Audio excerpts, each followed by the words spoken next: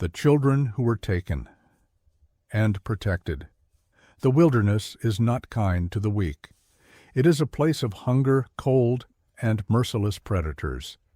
When a child disappears into the wild, the story almost never has a happy ending.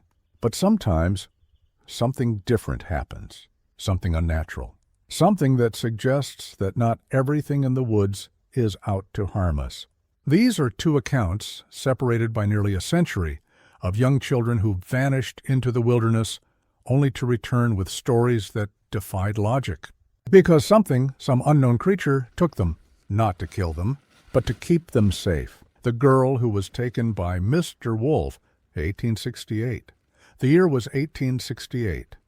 The dense forests of northern Michigan were a dangerous place, filled with hungry animals and things better left unseen. A father and his young 3-year-old daughter had set up camp in the heart of this wilderness, accompanied by a group of hunters.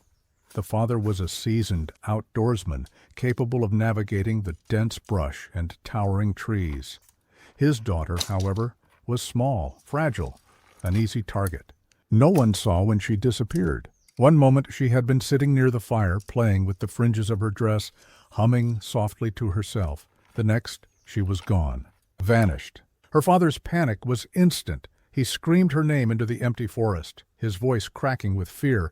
The hunters sprang into action, grabbing their rifles, their torches, their knives, because they knew something was out there. They searched for hours. As the sun began to sink below the horizon, they grew desperate. The child was so small, so helpless, she wouldn't survive the night. Then they heard it, a child's voice, faint, fragile. It was her. The men tore through the underbrush, their boots pounding against the earth. As they broke through a dense thicket, their breath caught in their throats.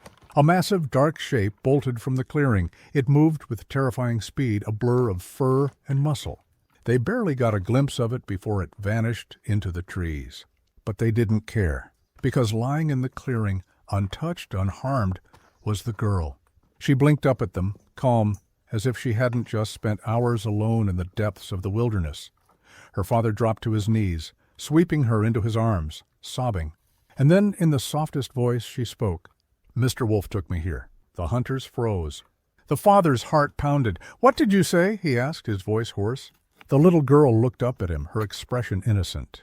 "Mr. Wolf carried me. He gave me berries. He played with me." Silence. The men exchanged glances. The only wolf that could have carried a child would have killed her first. "What did Mr. Wolf look like?" one of the hunters finally asked. The girl tilted her head as if confused by the question. "Like a big man, but a wolf." Her father felt cold all over. They asked no more questions. They left the forest that very night. And though she never spoke of it again, the girl would always insist Mr. Wolf was kind to her. But whatever Mr. Wolf was, it was not a wolf. The toddler, who was taken by Mr. Bear, 1955. The summer of 1955 was supposed to be a time of joy for the Parsons family. They had traveled to a remote camp in Montana, eager to spend the season in the great outdoors. The parents had 8 children, a rowdy but loving bunch. Among them was 2-year-old Ida May, a tiny thing with golden curls and bright blue eyes. She was the baby of the family, fragile, innocent, helpless. And she was the one the forest took. One afternoon, while the parents were busy setting up camp, some of the older children played in a large canvas tent at the edge of the clearing. Ida May was sitting just inside the tent's open flap, her chubby hands playing with the dirt. That was when the bear came. At least that's what her siblings claimed they saw. A large, hairy creature moved silently